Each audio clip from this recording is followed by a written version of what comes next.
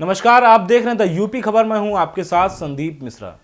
आज कुछ हट करके बताना चाह रहे हैं आपको कि किस तरीके से लखनऊ विकास प्राधिकरण में क्या कुछ चल रहा है और कितना सही चल रहा है, ये भी आप समझिए। ऐसे तो लखनऊ विकास प्राधिकरण के एलडीए बाबू या कह सकते हैं एक्सियन या बड़े बड़े अधीक्षण अभियंताओं की अगर हम बात कर ले तो बड़े नाम होते हैं और बड़ा उनका सम्मान मिलता है, बड़ी इज्जत मिलती है समाज में। क्योंकि जिस तरीके से वहाँ जब लोग अपने चप्पल घिसते घिसते थक जाते हैं लेकिन उनको न्याय नहीं मिल पाता है और लोग जो हैं भटकते रहते हैं, दिन हो या रात हो, नगर एलडीए के चक्कर लगाने में आना जाना लगा रहता है।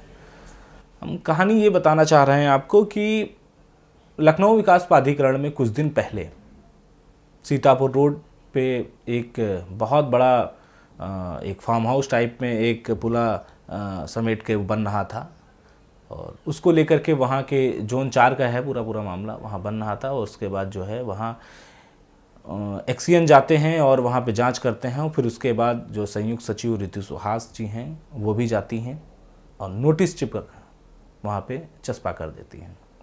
लेकिन उस बिल्डर का रसूख इतना बड़ा था कि उसकी पहचान इतनी बड़ी थी कि वो मात्र सीलिंग होने के बावजूद भी अपनी सील खुलवा लेता है।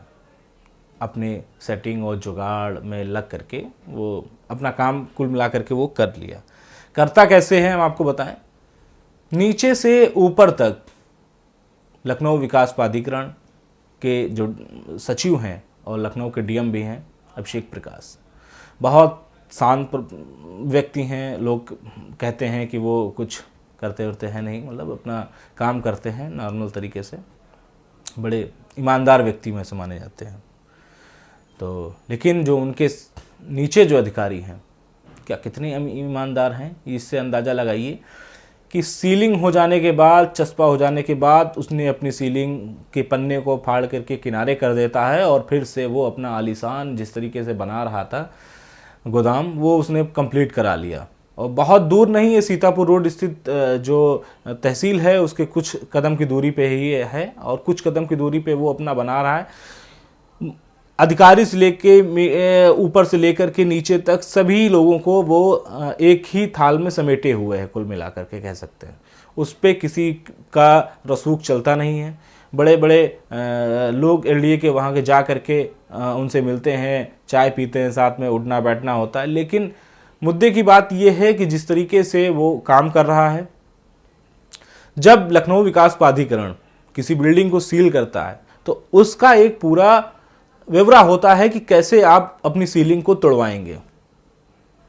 तो कई चीज़ें होती, कई ऐसे स्टेप होते हैं जिन स्टेप को आप पार करके आगे निकलते हैं, तब जाकर के आपका मानचित्र पास होता है, फिर आपकी सीलिंग खुलती है। लेकिन वहाँ ऐसा कुछ भी नहीं हो रहा है।